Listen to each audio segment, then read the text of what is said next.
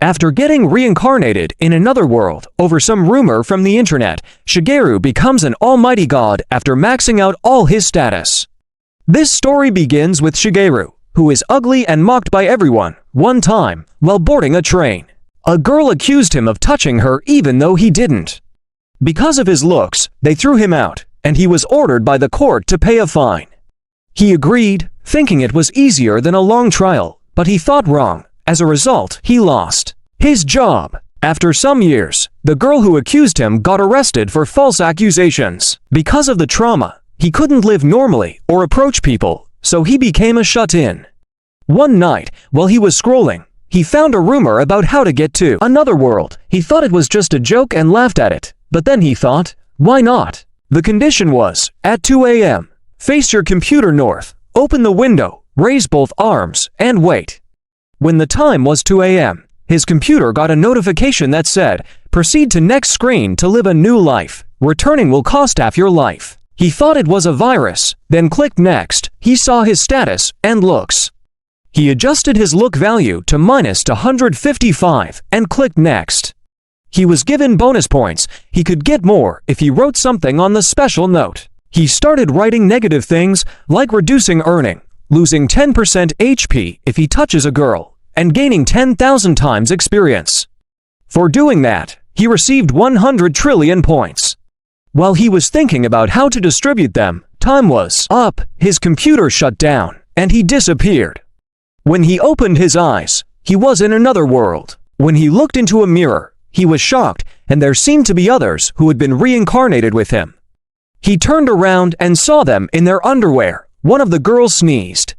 The guy next to her gave her his shirt. When Shigeru saw that the other girl was cold too, he gave her his shirt, but after she looked at his face, she rejected him. They introduced themselves. The handsome guy's name was Seiji. The innocent-looking one didn't share her name, and the one who refused him was called Seika. He told them he was 16, but they told him he didn't look like one. Then Seiji asked them if they had come because of the rumor on the internet. They all said they did. Shigeru started to look around and found a drawer. When he opened it, he saw a coin. When he touched it, the coin disappeared. Then he remembered he reduced his earnings. Seiji asked him if he had found anything. Shigeru said nothing. Then he asked him for his name, and he told him it was Shigeru. After looking through the house, they found equipment. When Shigeru picked up a cloth, he thought it couldn't fit, but it fit perfectly, even for the others too. Then Seiji told them they could divide everything except coins, since there were only 7. Seiji thought Shigeru took it, but Shigeru told them he didn't need the money, and they could divide it among themselves. Seiji hesitated, but Seika said, let's split it because we are the ones who found the coins. Then Shigeru asked them in exchange to give him an axe, but they told him he couldn't have it. Seiji even made excuses not to give him. Then they decided to distribute the weapons by rock, paper, scissors. Shigeru was left with a staff. They shook hands, but Shigeru refused to avoid losing his 10% HP. Then they opened up a map and decided to go to the next town. When they opened the door to leave, they found a monster.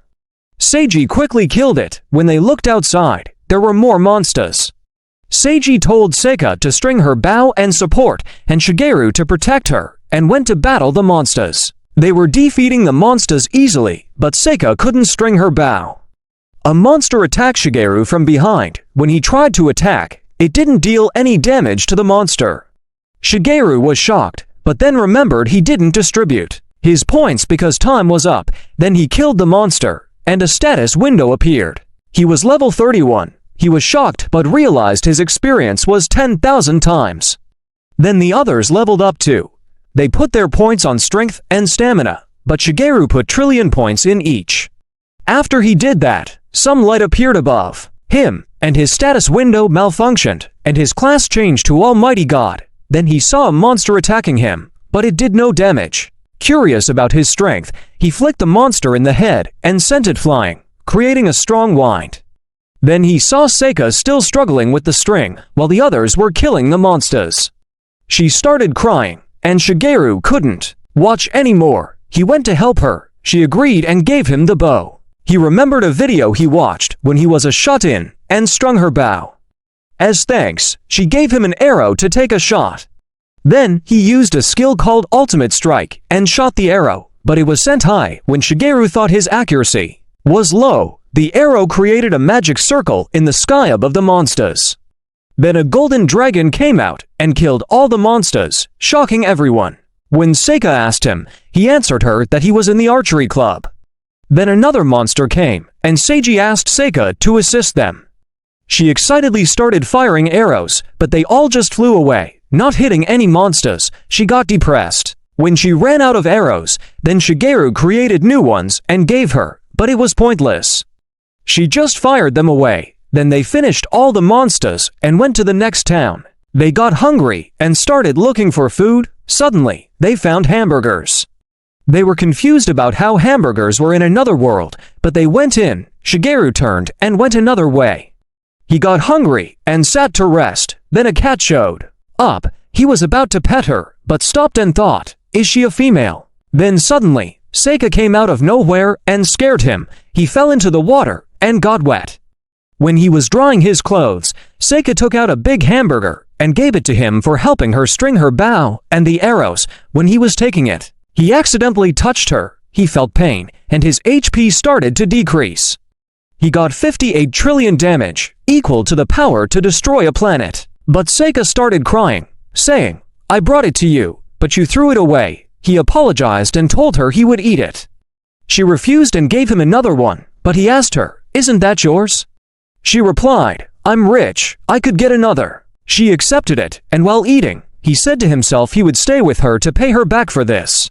The others came, and they started their journey. In the bustling town, Seika dragged Shigeru into an armory shop, her eyes gleaming as she purchased a hefty stockpile of arrows. Shigeru watched in awe, knowing he could produce arrows with his skill, but when Seika teased him about not buying any, she quickly remembered his empty pockets and laughed it off. Soon, their companions rejoined them, announcing they'd found an inn. Shigeru, stubborn as ever, insisted he'd rather sleep in the park, but Seika grabbed his collar, declaring she'd cover his stay, pulling him along with no harm done to his tattered clothes. At the inn, while the girls showered, Shigeru sat alone, his mind racing with thoughts of making money. He opened his status window, scrolling through his skills to find one that could turn a profit. The next morning, he surprised everyone by bringing food to the table. When asked how he managed it, he quipped about slaving away, though in truth, he'd bartered his conjured arrows for goods. Grateful, the group thanked him, and Shigeru muttered to himself that he'd repaid his debt to Seika. Eager for coin, as monsters dropped none, they decided to venture to a nearby cave for their next quest. On their way, a stranger approached, offering to guide them through the cave. Introducing himself as Kayashiro, a fellow reincarnated soul, he handed them a one-time discount item and pitched his services as a guide for new reincarnates. Shigeru, ever wary, left the decision to Seiji, who haggled and hired Kayashiro for 120 riras a day. Kayashiro equipped them and led the way. As they traveled, they encountered monsters. Seika, firing arrows with her usual gusto, missed her shots until Kayashiro offered her pointers, turning her aim deadly accurate. The others joined the hunt, and during a break, they trained under Kayashiro's guidance.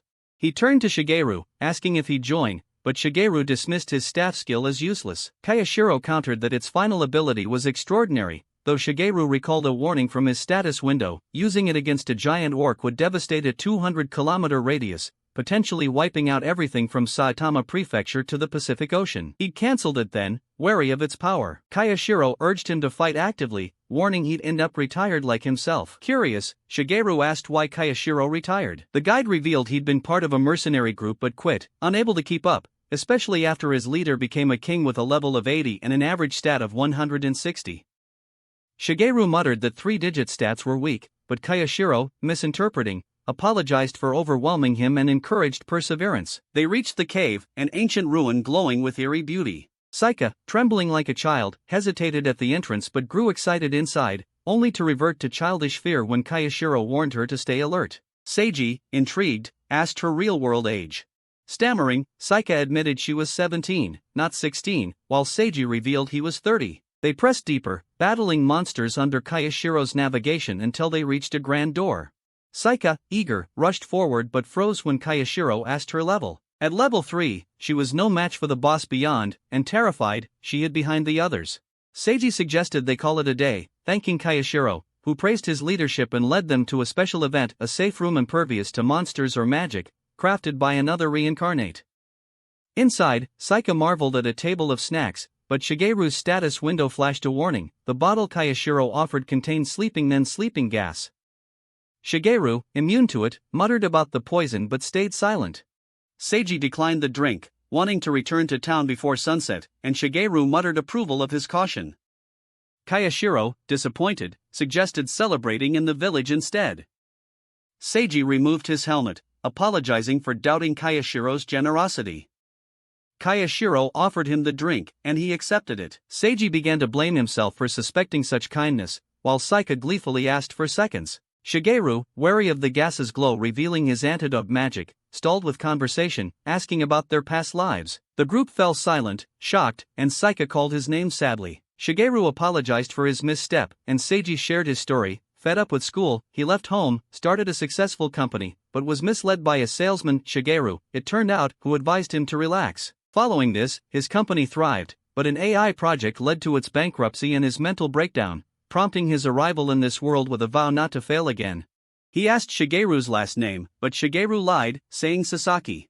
They all fell asleep, but Shigeru stayed awake, noticing Kayashiro and his group chaining them up. Shigeru confronted about his past, but before he could act, Seiji awoke, warning the captors not to touch them. Kayashiro mocked Seiji's defiance, saying it was all he could do. Shigeru muttered about Seiji getting caught in his attack. Seiji fought free but was overpowered. Kayashiro revealed this world was for losers and called them naive, ordering their capture.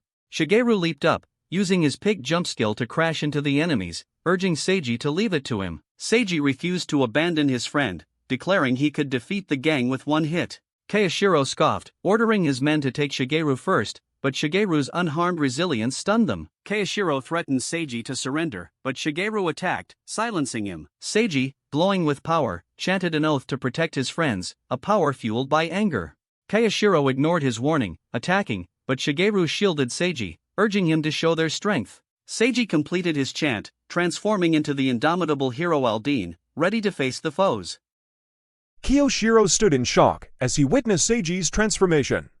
With a newfound sense of power, Seiji charged at him but stopped short when Kiyoshiro questioned his intentions. Seiji calmly replied, "I won't be the one to punish you. The law will take care of that. It's my chance to atone for my past." Surprisingly, Kiyoshiro lowered his weapon in agreement, and as Seiji turned to leave, he warned, "If you betray me again, I won't show you mercy." Kiyoshiro smirked, secretly picking up his sword and charging at Seiji, only to be thwarted by Shigeru, who stumbled into his path. As Shigeru fell, Kiyoshiro's lackeys began to beat him, but he felt nothing. With a flick of his finger, he launched a booger that destroyed a nearby wall, leaving everyone stunned. Shigeru quickly spun the tail, claiming it was Seiji who unleashed such power. Praising him for it, Seiji was taken aback when Kiyoshiro inquired if he truly did it. Shigeru embellished the story, saying a white eagle descended in anger to save him from peril. Hearing this, Kiyoshiro and his gang knelt in apology, with Kiyoshiro even shedding tears. Shigeru instructed them to line up and told Seiji to slap them with his passionate fist so they could understand the pain they caused. Seiji agreed, but his transformation faded away. When asked why, he explained that his power stemmed from anger and he no longer felt that emotion. Reluctantly, he began slapping them one by one, leaving Shigeru speechless. Later, Seiji took Saika to a safe place. Struggling with exhaustion, Shigeru muttered an apology, saying, "Touching a girl could kill me." As Seiji collapsed, Kiyoshiro smirked, whispering that the poison had finally taken effect, giving them a chance against him. Turning to Shigeru, Kiyoshiro offered him a chance to join them, promising women in exchange. However, Shigeru broke free from his chains, declaring that Seiji was stronger than him, leaving Kiyoshiro and his gang visibly shaken by his unexpected sense of justice. Shigeru then took Seiji to rest. They later claimed a bounty of 100,000 riras from Kiyoshiro's gang, leaving everyone astonished. Seiji suggested they share the money, but the girls hesitated, having slept through the fight. He insisted on splitting it, and when Seika asked Shigeru if he had slept too, Seiji explained how Shigeru had used his body to protect him, earning praise from the girls. Seiji offered Shigeru his share, but Shigeru declined, claiming his earning rate was 1/10,000. He remarked that Seiji was a spendthrift, as his money vanished quickly. Shigeru wanted someone he could trust to manage it, so Seika stepped in, suggesting she handle Shigeru's funds. He agreed, and she took his share. They decided to go to a restaurant, where Seika treated Shigeru to a burger, curious if he liked it. He learned she had just tried one for the first time 2 days ago. Suddenly, she inquired about his stats, and when he expressed boredom, she revealed that lowering his looks could increase his bonus points. Shigeru was shocked to learn she had lowered hers to -16, and she asked if she was pretty, revealing she had requested to look cute. Feeling regretful for not asking to appear like a movie star, Shigeru noticed Seika eyeing a cat. When he encouraged her to pet it, she made an angry face but soon began jumping for joy. Declaring she could stand now, she ran to the cat. Wow! Shigeru excused himself to the restroom, where he cried, assuming Seika was disabled in the real world. He vowed to help her with his almighty god skills. Seika soon informed him that the others were waiting, and they returned to discuss their future occupations. Seiji decided to be a hero, Shigeru an epic fighter, and Seika mage, to which she eagerly agreed. They equipped themselves and planned to head to the largest city, the Principality of Valeria, agreeing to meet the next day before dispersing. Later, Seika asked the other girl if she could play jump rope, and they went to the park. A flashback revealed Seika at a weapon shop choosing mage equipment, initially opting for nunchucks but happily settling on a jump rope, much to the shopkeeper's delight. Back in the present, Seika showed the girl how to jump rope, offering encouragement. When Seika nicknamed her Rize by combining French and English words, Rize blushed and continued jumping, impressing a gathering crowd. However, as the attention grew, Seika began to cry. Distressed by the overwhelming attention on Rize, Shigeru tried to comfort Seika, but was ridiculed by townsfolk for his looks. Rize, wanting only to make Seika happy, felt bad, and Shigeru empathized, saying, being ignored is hard. Upon returning to the inn, Seika found a letter under her door from Rize, apologizing for the earlier incident. Seika rushed out to find Rize, who was hiding, and wanted to talk to Shigeru. They retreated to a room, where Rize began to grovel in apology. Shigeru, puzzled, asked why she was sorry. Rize revealed that Shigeru's last name wasn't Sasaki and that he was the man Seiji had been talking about, leaving Shigeru shocked. Shigeru, stunned, asked Rize why she thinks he's the Mr. Wise Seiji mentioned. Rize reveals her unique skill. She can see people's status windows, including their names and special notes. Shigeru was embarrassed by what he wrote in his special note. Rize asks if he knows about Seika's real-world body, and Shigeru admits he has some idea. Rize drops a bombshell. She's the reason Seika's body was harmed in the real world. She explains that she met Seika during an AI program that malfunctioned, resulting in an accident due to a misunderstanding. Seika was injured because Rize couldn't stop it. Guilt-ridden, Rize wrote in her special note that she wants to understand others, hoping to atone in this world. Shigeru, curious, asks if it was the AI that was developed by Seiji's company. Rize reveals another shocker. Seiji is her brother, but she's changed so much that he hasn't recognized her. She sought Shigeru after hearing about him from Seiji, calling their meeting fate. Shigeru questions her honesty, and Rize swears she can't lie, it's the price for her power. She offers to help Shigeru use his almighty god skills to aid Seika and Seiji. Shigeru mutters he doesn't need help, but admits leaving Seiji, a straightforward guy, and Seika, an innocent girl, would stress him out. He agrees to her help, and Rize, grateful, cuts her hair as a symbol of her new beginning. The next morning, as the party prepares to leave for the Principality of Valeria, Rize shows off her new haircut, and Seika calls it lovely. On the road, they battle monsters, with Seika wielding magic, Seiji protecting her, and Rize supporting from afar with her bow. Their teamwork shines, and as the sun sets, Seiji suggests camping. Seika, thrilled for her first camping experience, chooses fishing over lighting the fire. While fishing with Shigeru, she confesses she doesn't want to be a crybaby anymore. Shigeru, wise and gentle, tells her crying is good, it's not just sadness, but a sign of a moved heart. Remembering his past, he told Seika some people forget how to cry. Seika, touched, starts crying.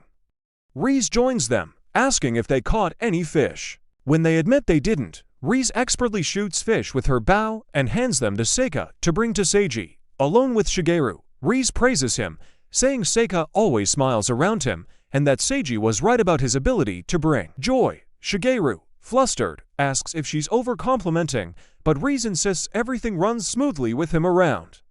Then Reese tells him not to reveal her identity to the others, fearing it might drive them apart, and asks for time. Shigeru agrees, and they return to camp, where Seika and Seiji are cooking dinner. Over dinner, Shigeru asks Seiji about their journey's goal, wondering if it's to defeat the Demon Lord.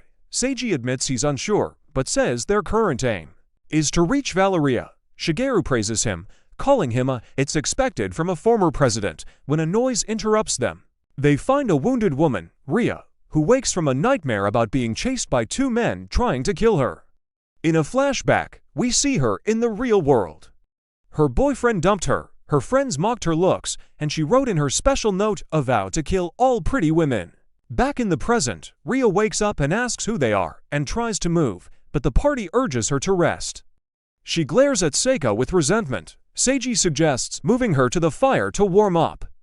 A flashback shows when they found Ria, and Shigeru goes to fetch water. Reese stops him and warns him that Ria's special note reveals her hatred for pretty women and her intent to kill them, putting Seika in danger. Back to present, Seiji asks her name, and she confirms it's Ria. Seika offers her food, but Ria looks at Seika with a hateful stare, tries to reach for a weapon, only for Reese to disarm her preemptively.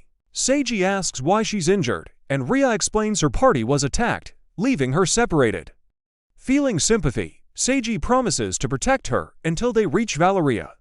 Suddenly, Ria winces in pain, claiming her wound feels hot, and asks Seika to help her take her to the lake. Seiji offers to assist, but Ria snaps that she needs help bathing and accuses him of being lewd. Seika, confused, asks Seiji if he's lewd, turning him to stone with embarrassment. Shigeru tries to help, but Ria threatens to scream if he touches her, and Seika asks if he's lewd too, leaving Shigeru and Seiji depressed. Reese, with a scary expression, offers to help Ria, but Ria refuses instantly. Innocent Seika agrees to help, even bringing her weapon for protection, and they head to the lake. Reese follows discreetly. Seiji stops Shigeru from following, calling it inappropriate, and suggests they eat and wait. Shigeru, worried, performs super-fast side jumps, creating afterimages to track Seika. Seiji, stunned, asks if he's vibrating, but Shigeru uses a skill to put him to sleep and follows the girls. At the lake, Ria calls Seiji handsome, but unripened. Seika, not understanding the term, describes him as strict yet thoughtful. Ria mutters she wishes she could join them, then pulls a weapon on Seika, declaring she kill all pretty women. Seika, terrified, asks what she did wrong, and Ria admits it's not personal. Her special note compels her to kill pretty women because, in her past world, they ruined her life, so she took it out on her special note. Seika, crying, asks why she wrote such a note, but Ria says there's no going back and tells her to die. As Ria attacks, Reese shoots her weapon away, forcing her to retreat. When Ria tries to reach for her weapon, Shigeru grabs her hand, ready to strike, but a blinding light interrupts. A wing and halo emerge from Seika, transforming her into an angelic figure, leaving everyone in awe. Everyone stood in awe. Seika's transformation, it was unlike anything they had ever seen. The air itself seemed to still as she approached Ria. "I don't want you to be in pain," Seika said softly, her voice gentle. Ria tried to back away, her body trembling, but the pain was too much. Gritting her teeth, "If you come any closer, I might kill you," she warned. Her voice shook with a bitterness that cut deep. "Those special notes, they've ruined my sanity. Seika, even if you think there's no way, there might be. I'll help you find it. I promise." Before Ria could react, Seika's hands began to glow. Her skill ignited light, weaving into her touch, and in an instant, Ria's severed arm was restored. Gasps filled the air. Shigeru, wide-eyed, muttered in disbelief. "Even the power of the Almighty God can't do that." Seika simply smiled faintly. "In my special note, I wrote that if a friend is hurt, I want to heal them as an angel." Her tone softened. "Before I was reincarnated, I had a missing eye, a huge scar across my face. I know what it's like, so don't give up." But Ria's expression hardened.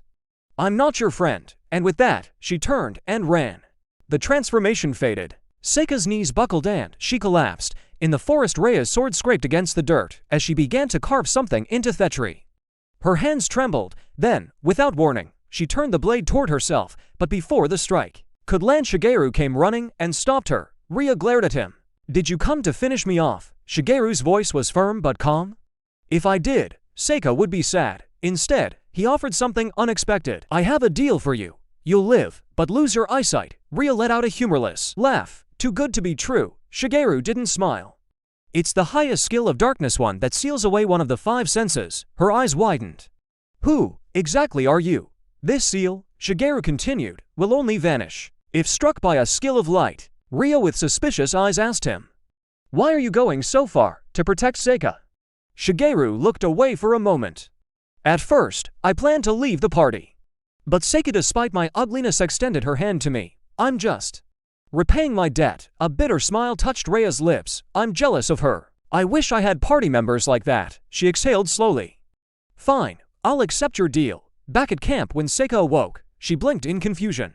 She didn't remember what had happened. Shigeru knelt beside her. Don't reveal your power to anyone. Keep it between us. Why? She asked. There are bad people out there.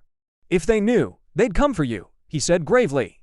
Only reveal it to someone you truly trust. And if you ever feel danger, call me. I'll come running. Seika's lips curled into a small smile. Thank you. She extended her hand. Shigeru hesitated, his own pain gnawing at him, but he shook her hand anyway. The next morning they told Seiji that Ria had left during the night. She'd left a message for Seika. Thank you for healing my scar. The journey continued. The Principality of Valeria lay ahead. Seika found herself wondering, what kind of place will it be? Shigeru's flashback. Last night the memory played back in his mind, talking with Riz about Seika's transformation. How did you not know when you can read people's windows? Shigeru asked. Ria Zeraplete. Her window. It didn't even have a specific description of the transformation. What about Seiji? He pressed. Riz's face darkened. A very thorough, detailed one. Shigeru's eyes narrowed. Can I read his special notes? Her body started to shake. I just want to know his weakness, Shigeru explained. Since a great power always comes with a huge drawback, her gaze dropped to the ground. Fine, I'll write it down. But Shigeru told her to only give it to him after Seiji decides our goal. Since Seiji announced his aim is to collect information and expand their options, Shigeru's mind worked quickly. If Kyociro's peer became king, then reincarnated people can take the throne. If Seiji becomes king, people like Seika could live in safety. Riz tilted her head. Why not you? Shigeru smirked. With my 1 in 10,000 earning rate, I'd bankrupt the kingdom in a week. Back to the present, the city was in sight when monsters blocked the road. Charge and breakthrough, Seiji commanded. The party surged forward except Seiji, who stayed behind. My shoes untied, he said. Shigeru blinked at his feet. He wasn't even wearing laces. But Seika, believing him, darted toward the monsters. Shigeru reacted fast, summoning a wall of wind around them. Don't rush in alone, he barked. He turned back and froze.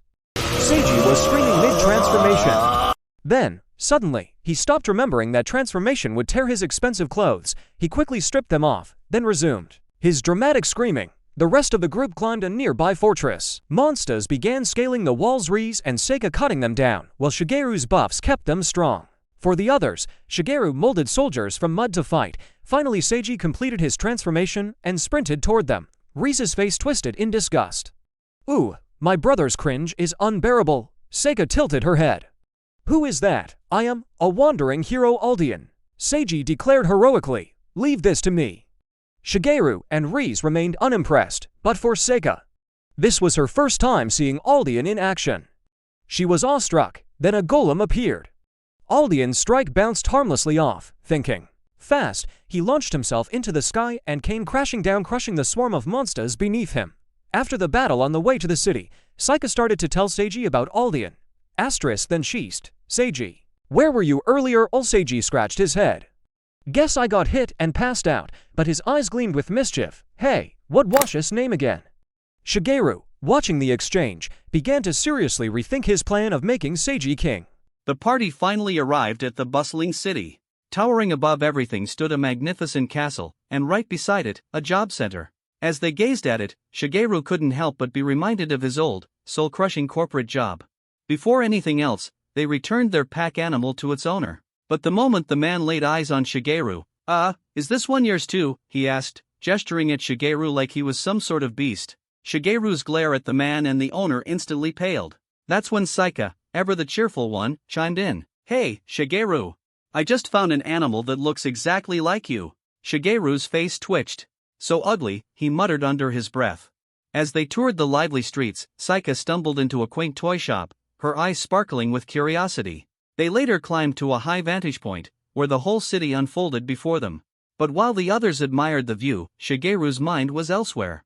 Our biggest problem now is money, he thought. I want to help Saika and Seiji with my almighty power, but it's not enough just with arrow production skills. I need to create a source of income for them, without revealing what I'm truly capable of. That night, Seiji returned with news after asking around. Making money here works just like it did back in the old world, he said. Shigeru's eyebrow arched. Isn't there some kind of reward for defeating monsters? We've taken down plenty on the way here. Seiji shook his head. We did it voluntarily, so it doesn't count unless there's an official request. Shigeru then said, well, I saw some high-paying jobs listed at the job center. They're offering between 10,000 and 28,000 riras, and no experience required. Seiji narrowed his eyes. And they're not exploitative? Shigeru chuckled darkly. Oh, they're exploitative enough that Saika would probably fall for it. Out of nowhere, Seiji grinned. In that case, why don't we go to a casino? At first, Shigeru wasn't sure what he meant, but Seiji explained when he asked around no one made obscene amounts of money at the casino, meaning all types of people must frequent the place. If we can get information from people in the casino, we can find the best path forward in this world for all of us. Shigeru, will you help me? Seiji asked. Fine, Shigeru agreed, and they made their way to the casino. The moment they entered, the lavish interior swallowed them. A waitress approached Shigeru with a tray of drinks, but her face twisted with disgust just looking at him. No, thank you, he said calmly. She turned on her heel, muttering curses under her breath. Meanwhile, Saika was already at the tables, and she was winning big. Shigeru, look, she cheered, holding up her pile of chips. Seiji was off somewhere, asking questions, but the good times didn't last. Moments later, Saika returned with a sad face. I lost, she pouted. They stepped away to eat, and Shigeru asked, how much were you betting? Saika tilted her head. I don't know. Shigeru froze. How much is left from the 50,000 riras you had? She held out her hand. 30,010 riras. Shigeru stared in disbelief. A small chunk of his hairs fall out. That's when a strange man approached them. I'm Kajita, the owner of this casino, he said smoothly. He looked directly at Saika. Are you rich? Saika puffed out her chest proudly. Yes. Shigeru groaned internally. I should have warned her. Kajita invited her to speak privately. Shigeru quickly stepped in. Mind if I tag along? Kajita smirked. Not at all. In his office, Kajita began praising Saika's gambling skills. The innocent girl was glowing with joy. Then, with a flourish, Kajita revealed a golden card. This is a special membership, he said. It grants access to thrilling games and exclusive rates. Normally, it requires a 20,000 rira enrollment fee, but for you, I'll waive both the enrollment and the annual fee. Saika paused. Will the annual fee be returned next year? Kajita chuckled. It's free for life. I want you to be a member. Shigeru quietly advised her, talk it over with Seiji first. Saika nodded. I'll let you know after discussing it with my friends. She left the office.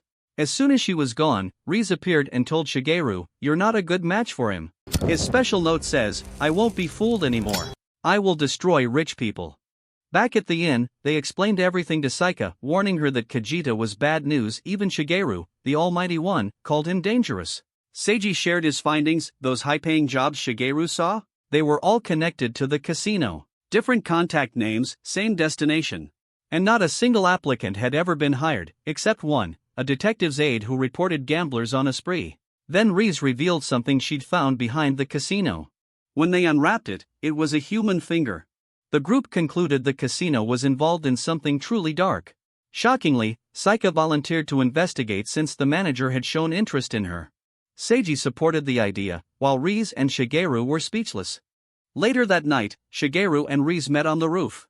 Why did you say Kajita is even too much for me, the almighty god? Shigeru asked. Riz explained, he seems able to see through any lie. So you're not sure? Shigeru pressed. His window was abnormal, deformed, patched up, she said. Shigeru remembered Ria being controlled by her special note, but Riz added, Kajita is using the casino as a weapon of hatred. Shigeru smirked. We came here to make money, and now we're exposing an evil deed. Riz glowed like a flame. When evil appears before me, I shall beckon them to darkness as an envoy of hell. The next day, they returned to the casino. All eyes turned to Saika, who looked every bit the celebrity. Kajita greeted her with respect. So, about my offer. Saika smiled slyly. If you have something worthy of me, I don't mind becoming a member. Kajita's eyes gleamed. Then please, follow me to the VIP room. You may bring your guard. And with that, they stepped into the lion's den. On the outside, Riz was worried sick, but Seiji told her to have faith in them. Meanwhile, Kajita escorted Saika to the VIP room. He explained that beyond the casino was the extra stage and told her to show her golden card to enter. Shigeru muttered that they needed to be careful about what they said since Kajita could see through lies. Curious, Kajita asked Saika how much she planned to gamble, and when she replied more than $1 million, it tickled him for some reason. Eventually, they reached the extra stage, a sight to behold, with more staff members than customers. There, they were introduced to Kato, a flabby man who would be their escort. Kajita approached Shigeru, asking if he wanted to play to get information out of him, but Shigeru wasn't a fool. He realized Kajita's scheme and told him he was broke, while secretly using his skill to spy on the staff. Not giving up, Kajita pressed further, implying Shigeru was strong and trying to uncover his level. Shigeru responded with a vague answer he had perfected during his salesman days, claiming he had scattered his points carelessly into areas like magic defense. This made Kajita assume Shigeru was a warrior. Suddenly, Kajita excused himself, telling Saika to enjoy the stage. After he left, Saika asked Kato to recommend her a game. While Kato tried to explain the rules, Shigeru nearly had a heart attack upon spotting someone resembling his former boss. At the same time, he noticed something in Kajita's hand mentioning a liberation plan. Saika, not understanding the rules, bombarded Kato with questions, giving Shigeru the chance to fake a stomachache and ask to leave. Before heading out, he signaled Saika to keep Kato busy, and she pinned him down, demanding he properly explain the rules. In the meantime, Shigeru transformed into a bat and followed Kajita, successfully infiltrating the restricted area and creating a connected space in case Saika needed him. Kajita stood before a strange statue and began revealing his tragic backstory. As a child, his family wasn't wealthy, but they were honest and happy. One day, they were killed in a car accident after refusing to pay protection fees to a local gang. Years later, Kajita took revenge, eradicating the gang. Afterward, he nearly ended his own life, but then he received an invitation to another world. Yet even this new world was corrupted, with the rich trampling the weak. So he resolved to punish them and lead them to liberation. Right then, Kota reported that Saika was trying to leave. Kajita immediately ordered Tactic 13, telling them to let her win so she'd get addicted. But one man didn't understand, and Kajita's skill suddenly activated, turning him into a mummy. Furious, Kajita ordered the detective aide to dispose of the body, then turned to Kota and asked if he understood Tactic 13. Kota explained that it meant to let her save her high-rate wins until she drowned in the game. Kajita praised him for understanding but warned him never to lie to him. Shigeru muttered to himself that Kajita's goal was punishing the rich under the guise of liberation, and realized the trash cleanup job posting was really for disposing of dead bodies. Shigeru returned to regroup with Saika and found her winning big, more than 2 million riras. She then bet it all on one spot, but since Tactic 13 was in play, the staff had to let her win. Kota rushed to inform Kajita. Shigeru also realized that even though his own earning rate was low, it didn't apply to the casino's coins. Saika snapped him out of his thoughts, but Shigeru still felt sick, having just witnessed murder for the first time in his life. Kajita soon appeared, telling Saika she could win even more money if she gambled in the Colosseum. He led the way, revealing their biggest game, Monster Hunter. Monsters fought with their lives on the line while gamblers bet on which one would win. Shigeru noticed these weren't normal monsters, and Kajita explained they were synthesized in the casino. Growing suspicious, Shigeru told Saika through telepathy that they should call it a day. Saika excused herself, saying she had enough fun.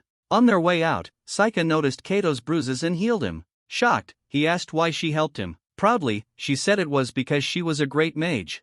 Moved by her kindness, Kato begged her to run and never come back to the casino. He revealed that Kajita was after her and every other rich person he could exploit. Shigeru advised Kato to escape as well, but Kato admitted he couldn't quit or he'd end up dead. So instead, he begged them to expose the casino's darkness. Right then, Riz and Aldine arrived. Confused, Saika asked why Riz was with the hero, but Riz was too shaken to explain. Kato, moved to tears, exclaimed that a hero had come to save them. The commotion drew more staff, so Aldine told the girls to head to the inn while he and Shigeru confronted Kajita. Meanwhile, Kato revealed Kajita's terrifying skill. If someone lied to him, their life and skill would be sucked away. At the casino, chaos erupted as it was reported that the underground monsters had escaped. Kato urged people to evacuate, using the panic as a chance to bypass staff. But one staff member took the direct elevator down to the underground. At the same time, Saika appeared in her angel form. Not recognizing her, Seiji assumed she was an enemy. To protect her identity, Saika introduced herself as the Maiden of the Sun, El Caron, claiming she came because a black-haired girl had asked her for help. Hearing that, Seiji immediately welcomed her aid. Another uninvited guest appeared, Rize. Before Shigeru could call her name, she silenced him to conceal her identity. Seiji and Saika, however, were more amazed by her weapon than her presence. Seeing their reaction, Rize gave each of them a weapon as well. When they asked her name, she replied coldly, "I have no name. Call me Anonymous." Meanwhile, the elevator arrived, and they began their descent to the underground, where Kajita was waiting. Before leaving, Kato was told to evacuate. Shigeru activated his skills, warning everyone to be on guard and declaring that Kajita was his to face. Fearing Seiji and Saika might fall against a man willing to kill to achieve his goals, Shigeru muttered that he alone should confront such a monster. That wraps up today's recap. What do you think about this episode? Drop your thought in the comment. If you like this recap, don't forget to like, subscribe and turn on the notifications so you never miss the next one.